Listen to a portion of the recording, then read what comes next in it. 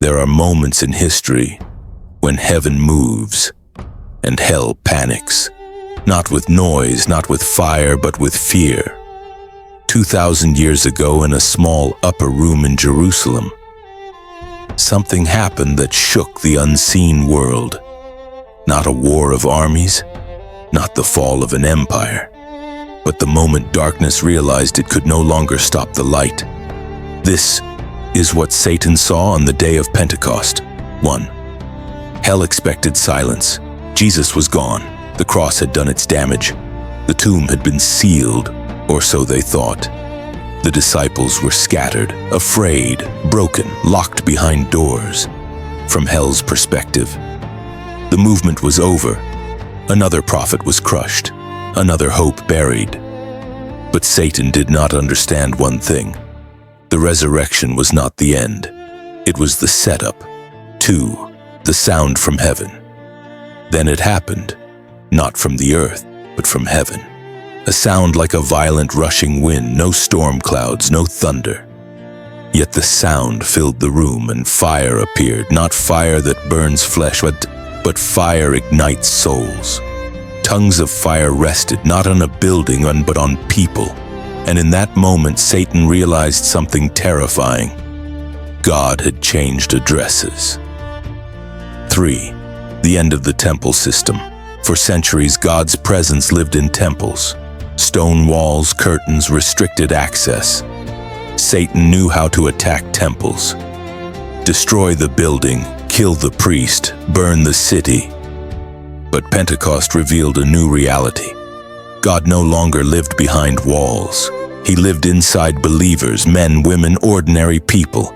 The temple had become mobile, and hell could not destroy what it could no longer locate. 4. Babel undone. Long ago at Babel, languages were divided. Confusion spread, humanity has fractured. Division became one of Satan's greatest weapons, but at Pentecost, languages returned. Not to divide, but to unite. Every nation, every tongue, one message, one spirit. Satan watched in horror as his oldest strategy collapsed. The gospel was no longer regional, it was global. 5. Cowards turned into warriors. Peter, the man who denied Jesus 3 times, now stood in public, no sword, no armor, only truth and fire in his voice. And when he spoke, 3,000 souls turned to God in one day. Satan saw something that terrified him. These men could not be stopped by fear anymore. You cannot threaten a man who has already died to himself. 6. The birth of the church. Pentecost was not a revival. It was a birth. The church was born, not as an institution, but as a living body.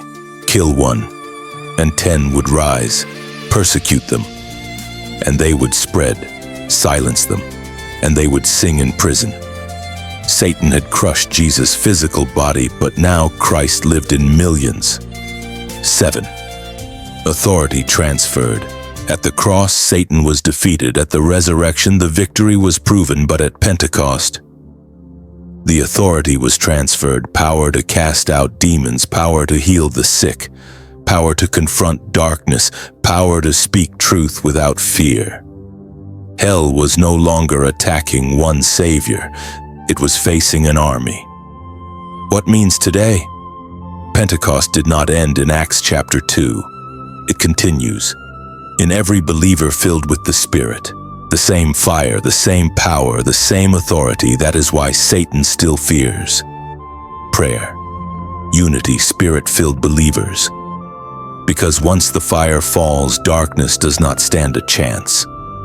If the Spirit that raised Christ from the dead lives in you, then fear no longer owns you. You were not born for silence. You were born for fire.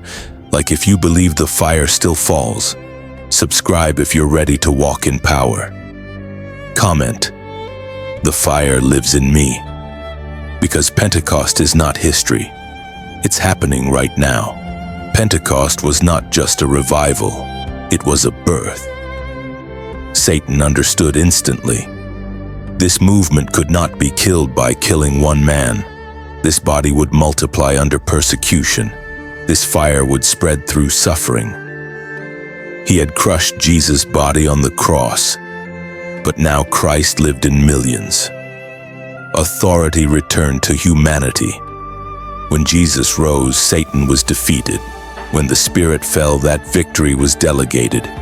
Believers now had authority over demons, on power to heal, boldness to confront darkness, access to God's presence. Satan saw his legal ground collapsing. What Satan knew that day, he knew. The gospel would reach the nations. His kingdom would be exposed. His time was limited. The church would grow through fire, not fear. Pentecost marked the moment when hell went on defense. Pentecost was not just history, it was a declaration. The same Spirit that raised Christ from the dead now lives in you. That is why Satan still fears. Spirit-filled believers, bold truth, prayer, unity, obedience, because Pentecost never ended.